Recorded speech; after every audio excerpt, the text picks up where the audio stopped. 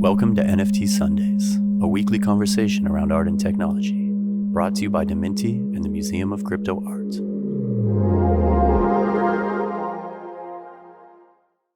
Hello, everyone, and welcome to our episode of NFT Sundays. I'm joined today by the lovely Kate Vass. Thank you so much for being here. Thank you, Colborn, and thank you for inviting for the podcast. I apologize, it's a bit late here, so it's like a evening conversation for me. Yeah, we'll keep it super chill and mellow, and really just appreciate you taking the time. It's wonderful to have you here and always to just reconnect. You were one of kind of the first people that I was very well acquainted with, and when I began collecting, and excited to kind of just unpack the many years of experience that you have and what you've seen this space start as and subsequently become. So I'd love to begin, if you would, just tell us a bit about yourself and background and how you came to be in this world. Thank you, Colborn. Well, just to talk about myself a little bit, my name is Kate Vass. I run Kate Vass Gallerie based in Zurich, Switzerland, and we established in 2017 with a focus on digital generative art, and we've been hosting physical exhibitions. Now we can say that they are historical exhibitions showcasing protagonists of blockchain art. Back in 2018 and 2019, we also hosted artificial intelligence show, also highlighting the pioneers of this movement. The history of generative art, the retrospective show on 70 years around that topic, and then several solo shows for such talents that are well known now in the space, but back at the time they were not as known, like Osinachi, for example. You also collect him, and I think he's also in your curatorial board, as far as I the Artist remember. Advisory Committee. Exactly. So, he's a great artist and great example. Like Espen Kluge, which you also collected, and we also hosted a physical exhibition back in 2019, where we introduced the digital and physical works together. And we've been hosting also a lot of educational seminars for the collectors, explaining why. What is NFT, what is non-fungible token, and back at that time nobody really called it NFT because it was too complex. People were just referring it to just the crypto art, and probably also why the name of a museum that you are hosting actually is a museum of crypto art, right? Yeah. Because nobody back at the time called NFT an NFT. And also, maybe we can also talk about that. The reason to this is there were a few artists, right, back at the space. The art and tech community was super small. There were a few artists, and it was very easy to navigate, and everybody was so friendly.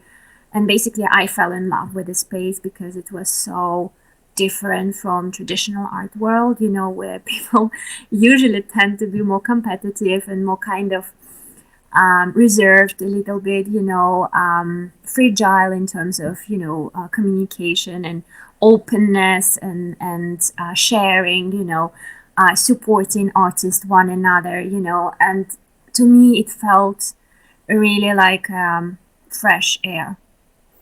So. Yeah, I want to shout out just some other artists that you've worked with. You absolutely have an eye for this because, you're always there first. It's just incredible. Robbie Barat, Manaloide, Yes. Oh my God. If you want me to talk about my artists, I can spend the whole 45 minutes talking about them because each of them is unique, and I love and support and collect if I can financially. I mean, Yeah. It's also not easy to add to the collection. I definitely do. And back at the time, there were more opportunities, let's put it that way, to collect and to support the artists. Of course, within the time, which is also, from my perspective as a commercial gallery, it's good, right? That the artist is growing, that the market is kind of developing, and that the artists can sustain themselves and they get in royalties and that they prosper. So it's like amazing to watch this development. But yes, it becomes a little bit less affordable, right? I mean, you're so good at your job, right? It's like, It yeah, means you're doing a good job, exactly. So from truly. one hand, you're saying, okay, well done, you're doing a good job, but you cannot afford anymore, like, and when the future drops come, or some new type of work is introduced, or shown by already another gallery, for example, who also entered the space all the time. Um, or if somebody else collaborates with the artist and the artist kind of does a special drop or special series. Well, in case of Asinache, it's like Christie's, right? Yes, Yeah, Christie's was amazing. Actually, I ended up buying anyway. So there you go. Yeah. this is how you support when you believe in the true talent. And yeah, so from one hand, it's good to see the space kind of growing and prospering. From the other hand, yes, it is a bit challenging now if you look at the prices and if you look at the variety, let's put it that way, politically correct, at the variety, diversity of what we have on the market available. It's complicated. I mean, I feel sorry for collectors, to be honest with you. Like if they come to the space, it's very overwhelming. I have to just echo that. First, I want to, give you your flowers because, there's others out there that really claim to be like the first NFT gallery. But Yeah. to my knowledge, you were doing it way before at kind of the Yeah. highest and best But level. we are back in Europe. Nobody gives a damn about that. Yeah, Americans love to just take things, and claim it for themselves. Yeah. I want to kind of go back in and dig into kind of this formative culture. Also, what you said about how, this term of NFT art, nobody was calling that in the beginning. It was either crypto art or rare digital art. Yeah. I, chose the name crypto art because that's what I associated philosophically with the movement, right? Exactly. They were taking the tool of the blockchain and using it for personal sovereignty, for immutability, for that beautiful authentication, that timestamp signature. And now it has grown so wide because this term NFT is so nebulous. And I think a lot of collectors fall into that trap of, looking for NFT art. And whereas there was something philosophical in the movement of crypto art, now every freelance graphic designer, movie producer, special effects wizard is using the NFT as a tool to distribute and sell their work. And it's become so incredibly, in my opinion, convoluted. And even myself with, I think exceptional knowledge of the market and seeing things grow, it's just impossible to keep up with. Yeah. So Absolutely. And also with all the additional tools that are available on the market. I'm talking about DeFi. I'm talking about different chains. I'm talking about different wallets. So back at the time, we had crypto art or blockchain art. I remember majority of people were calling it crypto art. yeah, So 2017, 18, 19, still crypto art. 2020, whatever art, digital blockchain art, and then NFTs. But then 2021, that's after the sales of people with all this social media crazy promo. yeah, yeah, All right. So the term NFT came to place, and then this NFTism as a concept by Kenny Schechter, also I think he contributed a lot to this as a cultural movement. So yeah, I guess crypto art back at the time was pretty clear The tools were pretty clear that the artists have been using. If it's again, like also limited resources that super rare or OpenSea could offer. Not everybody could mint a video, for example. Remember we started to collect, it was still images. Yeah, Still yeah. images. Still Just images. Oh my JPEGs. God, like it was Yeah. so cool. And then, like technology was evolving so fast. Then after still images, animation. Oh my God, like Yeah. animation after animation, generative AI, some sort of neural networks, all this kind of big data, more conceptual work. And then, of course, like people always seek for more, for better, for bigger. Yeah. So bigger volume was introduced. So again, like then video, then 3D. And, the space is kind of growing, the variety is growing, new chains coming to play. Now I think, Rarible offers, I don't know, maybe 5 different chains to support 5 different wallets. Yeah. I think OpenSea supports like, I don't know, 36 currencies. I don't remember exactly, but it's quite a lot.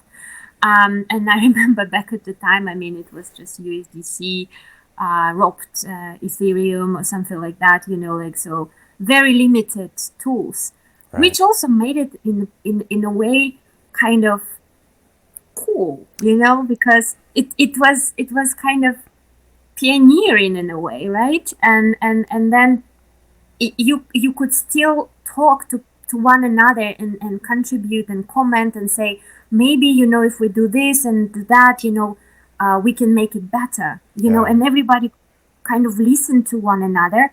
And really the community was working to become better, to become more unite, in one kind of dream, to really make the space available for the artist, for the collector, and make the space transparent as well.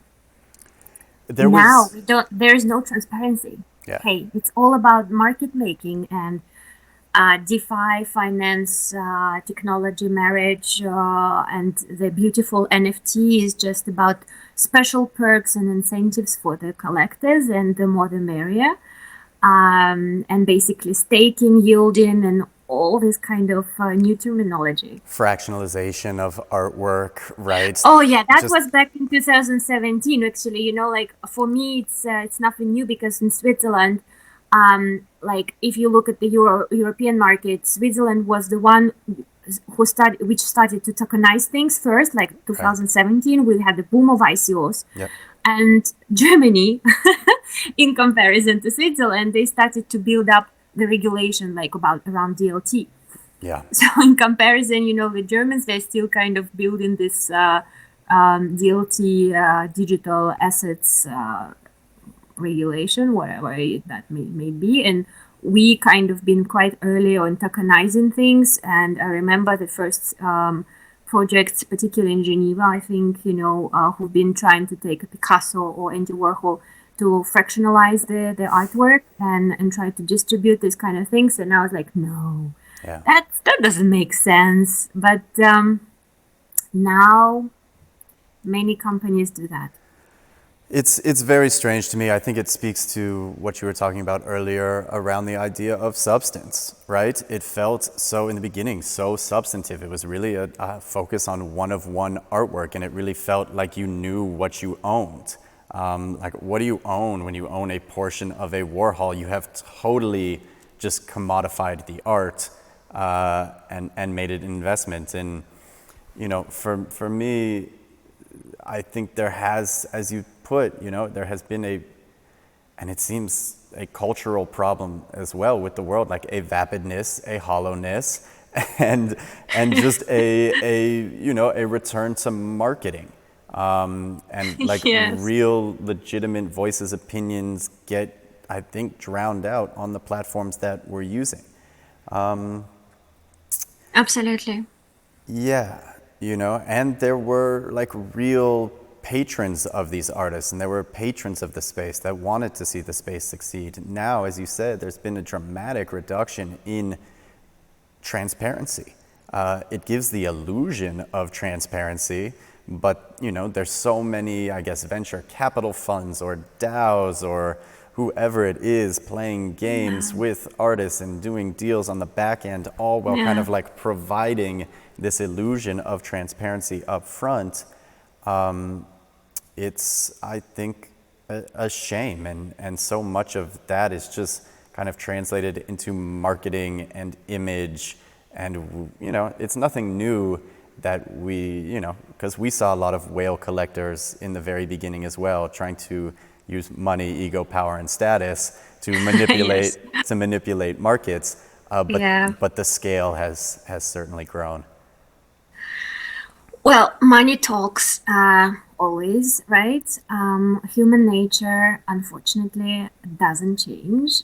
So with the evolution of technology, if you look at the history, back at the history, unfortunately, we continue repeating the same, because, I mean, vanity, money, speculation, obviously, use of quick, dirty things for the quicker profit and for your own benefit, unfortunately prevail over the good kind of faith and good purpose that people who have started the whole thing kind of believed in. And I think they still believe, like you also still believe. I mean, otherwise you wouldn't do this podcast, right? I still believe, I'm still around, and I just think, like the term NFT and what is NFT, and if we're talking about NFT, does we necessarily refer to art? Right. This is something that is important. And I mean, for the last 2 weeks, I've been speaking at several panels and gave a lecture at Christie's, and before I started my presentation, each time I had to say, okay, I just want to show you 2 slides. One slide is basically the pie chart where you see the diversity of, first I want to see, I usually show the timeline of NFTs from 2012, where there was no Ethereum, there was no kind of well-known projects, and say, well, that was kind of back in 2012, where the first concept of non-fungible token kind of initiated, right? And then, as history shows, you see that, at some point of time, there was gaming, there was kind of coins projects, they were collectibles like peppers, like cards, they were like sort of already a marriage of game, collectibles, crypto art, different marketplaces, different chains. And this timeline kind of gives you a very good overview how, when we refer now to the NFT, is how diverse it is, right, as a term. And then when you look and refer to the NFT, it's not necessarily art.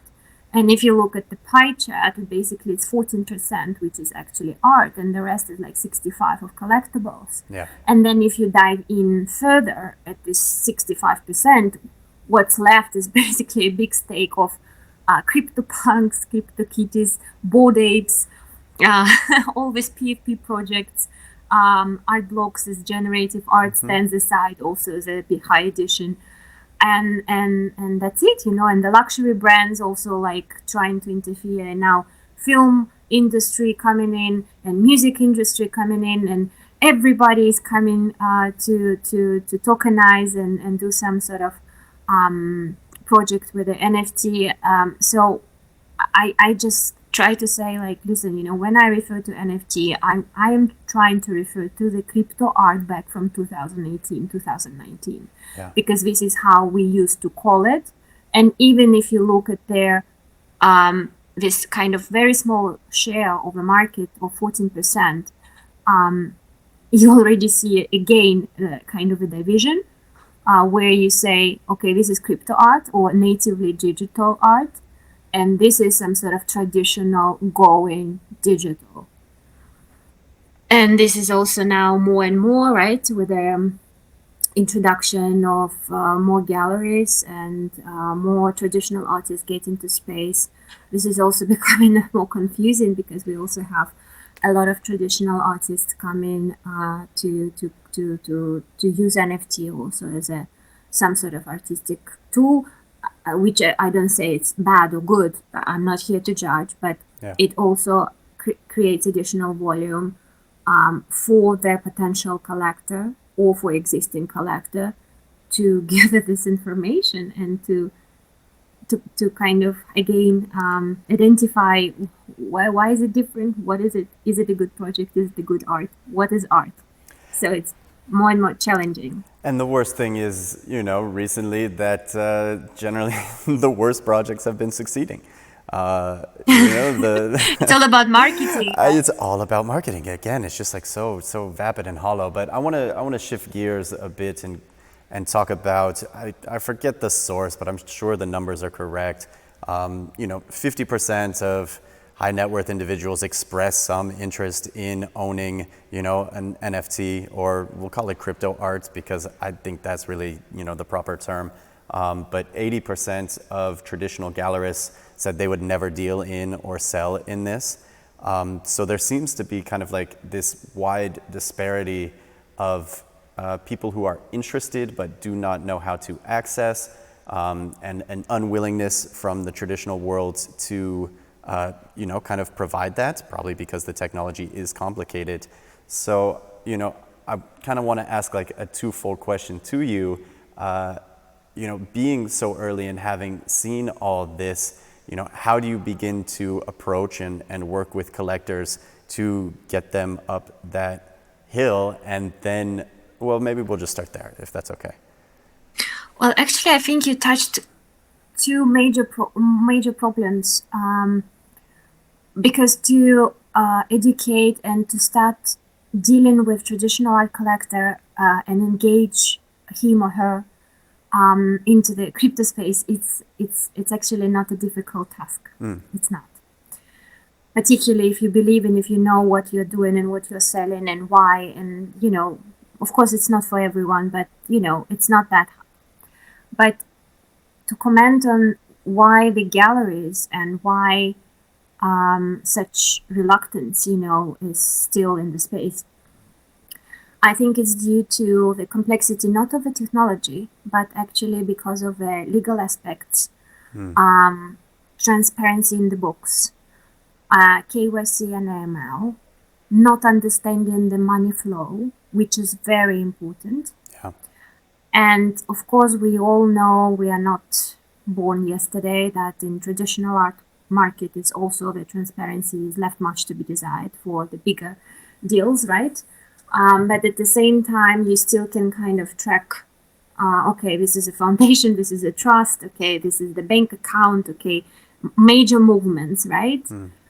You also have some sort of major players, families, or again, the corporate or private collections, where you can more or less understand, okay, which kind of client could potentially buy, I don't know, Da Vinci or Andy Warhol last sale, for example, So, and if it sells at the auction house gathers that data. So for the transparency, again, if you really need to know, you always can identify.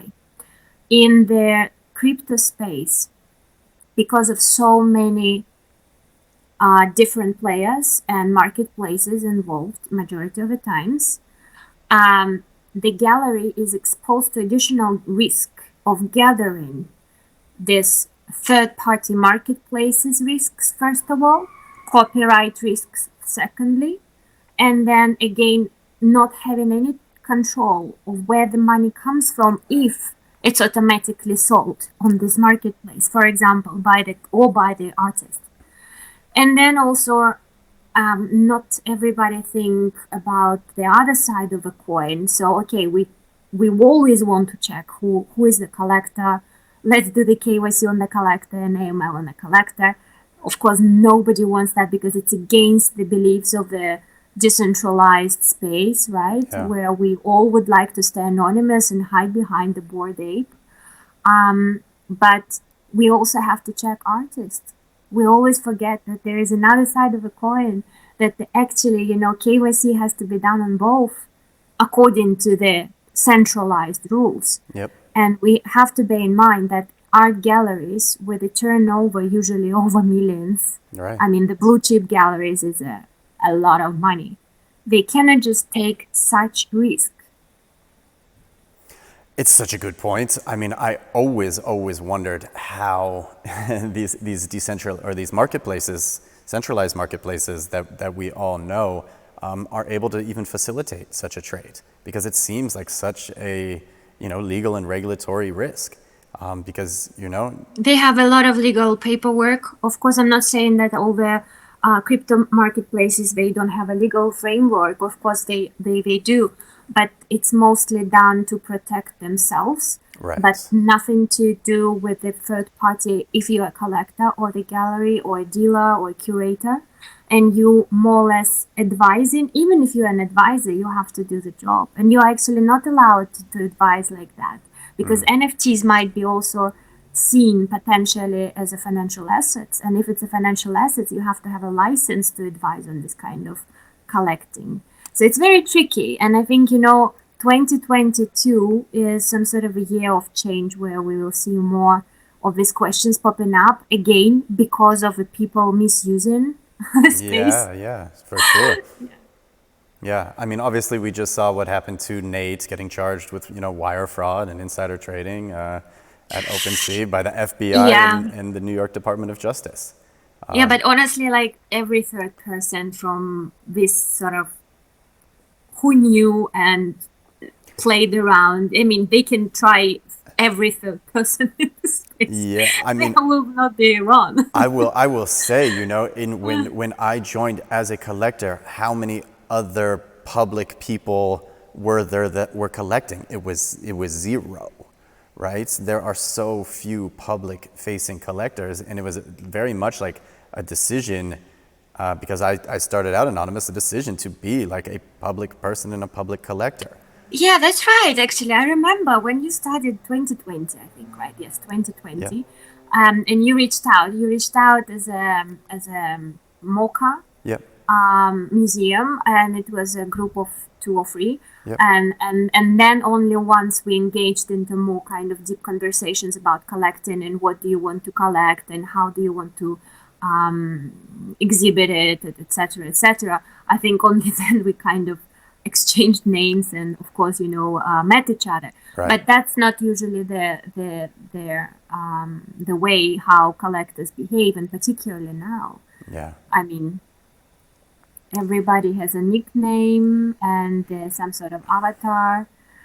And I guess from one perspective, I understand. Because also if you are a very big collector, you want to have your privacy. Otherwise, you have a lot of toxicity as well. And maybe it's not safe. From another hand, if you are not such a big collector and you're still hiding behind the animation and you don't want to open up even the name, even though you're buying with a gallery. Yeah. I think it's about just a mutual respect once you kind of enter in a financial transaction. We obviously treat everything confidentially. So if you go to a restaurant, you pay for the check and you know face to face who you deal with, right? And Yeah, it's yeah. the same thing for me. So I don't know.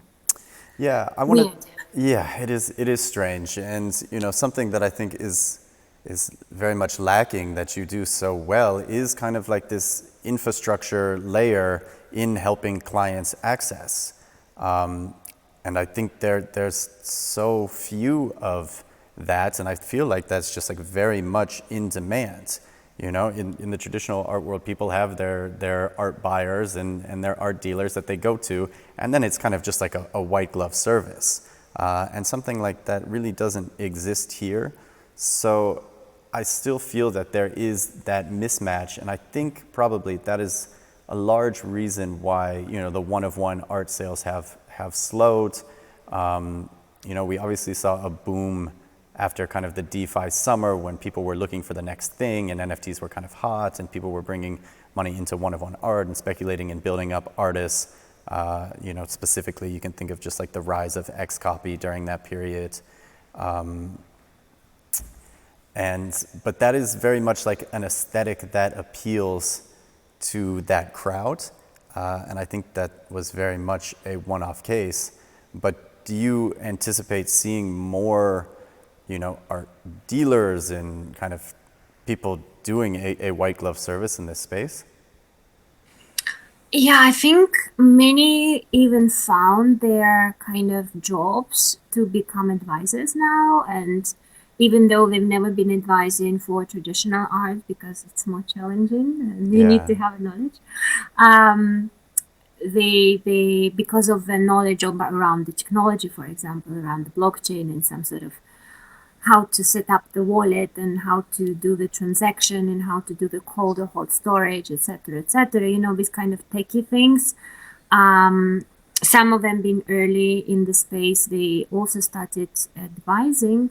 And I think it's a service which is required for many. I just think it's not really a service for everyone because, if you are a private collector, first of all, like you have to identify why do you want to collect, right? Yeah. Like there are various reasons. I made the top 10, like why can you start collecting if you're a traditional art collector? Like let's assume it's some sort of very good reason to collect because I want to support the artist and enable him to receive royalties, for example. Or I want to have a full transparency. Very welcome to start collecting NFTs, And then you say, okay, I already have modern art collection. What can I add to my collection that will bring additional value in this perspective, right? What is there on the market? And then, if you are a good advisor and you also have a sort of knowledge of modern art together with the NFTs and what's going on in the digital space, you would say, okay, probably we can look at the blue chip NFTs 101s, from this period, that would really benefit the collection because it's some sort of logical extension to what you already have. Right.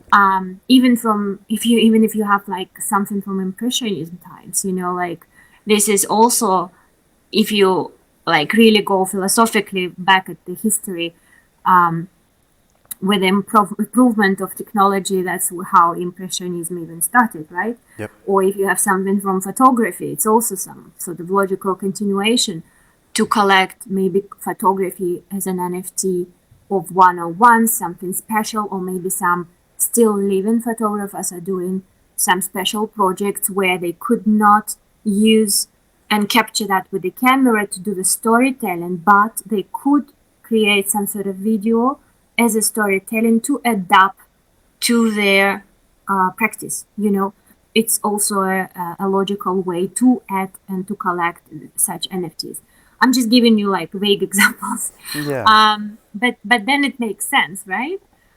Or if you have like a absolutely new generation, like 20 years old, and he's deeply in this kind of DeFi and crypto and decentralized. First of all, usually they don't really need to navigate like certain navigation, but a navigation from different perspective, what would be valuable from the artistic point of view back at the history. So here you need additional knowledge, and you just have to bring as an advisor a different perspective, saying, okay, this maybe is not so important even if you like this NFT because it's nothing new.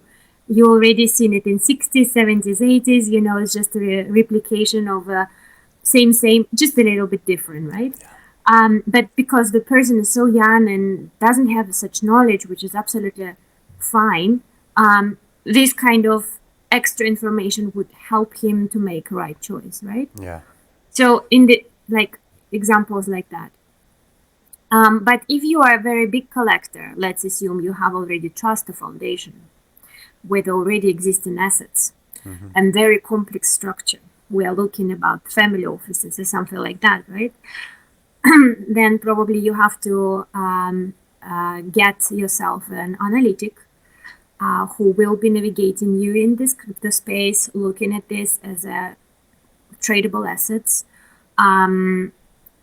the performance, security, and everything, and then structure their foundation or trust somewhere in the crypto friendly jurisdiction like Jersey or I don't know Cayman or something like that, and then basically add up to this whole structure how you figure out fiat versus Ethereum or crypto assets and how you handle this also tax-wise, what makes sense.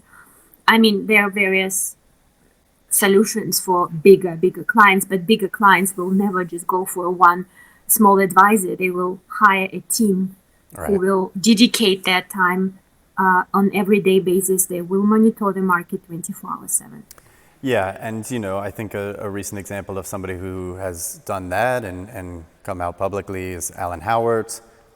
Spent $7.1 million on a Dmitry Cherniak ringer. I think he's spent upwards of $20 million on art blocks in kind of like a famous wallet. He's great. I mean, he's great. Yeah, he's a very passionate collector. I have to say the taste level is nice. The prices are wild, and it's all to say it's just wonderful to see. Right, somebody like that take the time to. But he's one of a kind. I mean, he's very truly, and also somebody that was also very early to adopt crypto. Yes, he's a pioneer in many senses. Yeah. So all to say, it's just possible, and there's an interesting example of somebody who's done it. Yeah, publicly, or for example, I mean, different type of a collector. I don't know what you think about Montoir. Sure, did, from England, who did this sort of show recently in Liverpool. I mean, it's a different approach of collecting, but also he is not afraid to be public. He is not afraid to speak up and take action and meet the artist and sit down together, join the panel. And he's also very public of how much he spends and how he collects and how he exhibits. But there are very, very few examples like that. Yeah, he was very fun. We got into a friendly debate on a Twitter Spaces once. He was likening his, Bored Ape Yacht Club to his Lamborghini. And and all to say, it's that was a very interesting and market shift when it was more a movement away from like the art and the artist into kind of personal identity and how people were associating and attaching like these images into themselves. So I kind of, want to know first do you believe in the metaverse? Do you believe that there are like more digital worlds coming, that we will be experiencing these artwork in digital places? Unfortunately, yes. Yeah. I mean, unfortunately, yes. Yeah. I think we are living in such an era where we're definitely, with the new generation, they are going further digital or more digital experiences and less physical interactions. Even though for my generation, it's a bit difficult to embrace everything. Like, I still like to be out in the nature, to have a dinner with friends, and just to kind of have a physical meeting and not a metaversal experience. But I mean, I also can enjoy some sort of exhibition or exhibition space in metaverse or some sort of thing, But I don't think for my generation it would be something logical to substitute. And for me, I guess wishful thinking would be like that we don't substitute one to another, because unfortunately, again, what we tend to do is to completely deny, what was in the past and just embrace totally 100% what is coming new, right? But it's not necessarily the right thing. So if we can just, merge kind of both where it's necessary. I just, I'm chomping at the bit to say that just in my travels recently, we see such a marked difference in what is happening in America and then what is happening in Europe, right? Like Europe still has very much this quality of life standard. They're still, you know, having dinners with friends, out having drinks, and America is just like consumed with this hustle culture of like trying to gather and flip and stay online and always be active.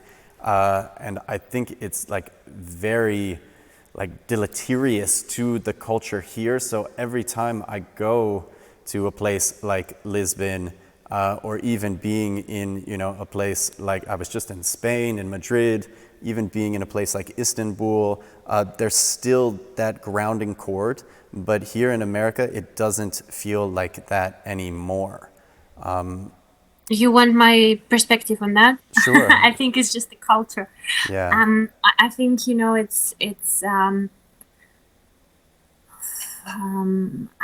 I think we are going to have more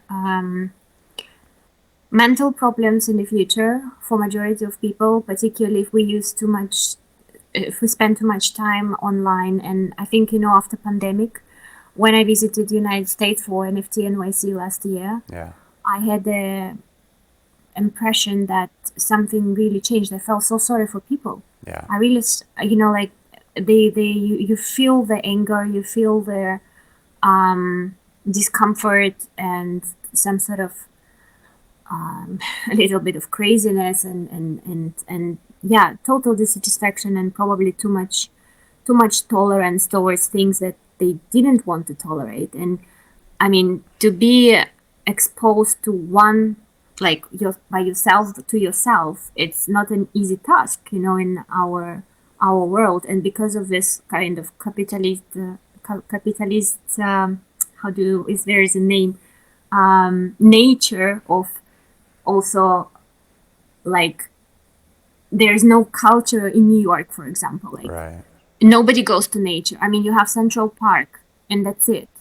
I mean, that's not nature, for God's sake. I mean, there's squirrels who are already like humans. So, you know, they're trained like soldiers, Right. maybe wearing wires or something, you know, to listen to conversations, because Yeah. everything is just sort of controlled and I don't know. And there are some, I mean, it's very, yeah, disbalanced in some sort of way. And maybe that's why. And in this culture where we constantly have this FOMO, you know, like, that, oh, if you don't do this, you're going to miss out here. If you don't do that, you're not going to be able to earn or to profit. And everything is just around money. Yeah. You know, the values are maybe kind of downgraded towards capital and money only. Where in Europe, particularly in a country like Turkey, for example, where I am now, that you mentioned Istanbul, there are other values still much stronger than just around the consumerism or money talk or whatever, you know, the family, the religion, you know, so they have some sort of things to gather for other purposes, right? Yeah. Family structure, you know, like to sit down together at the dinner, the father comes to the table first, you know, then the children gather, you know, the respect towards elderly and for the younger people, you know, these kind of things. And it's more traditional, but I respect traditions. I think traditions kind of is a good thing. I think it underpins so much like health and human happiness. I've seen, as you mentioned, like since I left New York City in 2017 to, you know, come up here like 2 hours north in the woods and in the Catskills. That's where we met. Yes, exactly. Yeah. You had a beautiful space. Yeah. Yeah, so I've seen just a marked decrease in what has happened in New York and kind of like the culture of that city dying. I think it pertains a lot to social media. I think it pertains a lot to like things like Amazon taking away. There's just, you know, it seems that there's a dearth of innovation and creativity in these places that once attracted so much of that cultural capital. It seems to be just getting washed away. And then when I go again to places like Lisbon, Paris, Madrid, Istanbul, you feel that, and you feel that at the conferences, and you feel that when you talk to the artists, that they are And I think this is why, again, so many of the artists in the space come from, more of a philosophical point of view, even whether was Italy or the communities in Argentina or what was happening in Mexico at the time, or even in East Africa with Osinachi. They really care to stand for something. And then that flood after people came in of people who were most interested in money. So, absolutely. Yeah. Anyways, we're unfortunately out of time. Yes, it's 45 minutes. Yeah, but please let everybody know where they can find you, where they can connect with you, if that's something you'd like. Well, they can find us on katevassgallery.com or at the Twitter or Instagram, but Twitter, again, Kate Vass Gallery or Kate Vass, and LinkedIn. I mean, very public with the same face, no avatars. Very welcoming. Yeah. Well, not ashamed to be myself. It's wonderful. Thank you, Kate, so much for being here. Thank you very much, Colborn, and thank you for organizers. Yeah, special thanks to DMINTI for putting this show together. I'm Colborn Bell, Museum of Crypto Art. We were here with Kate Vass of the Kate Vass Gallery. Thanks, everyone, for tuning in. Thank you. Breaking news.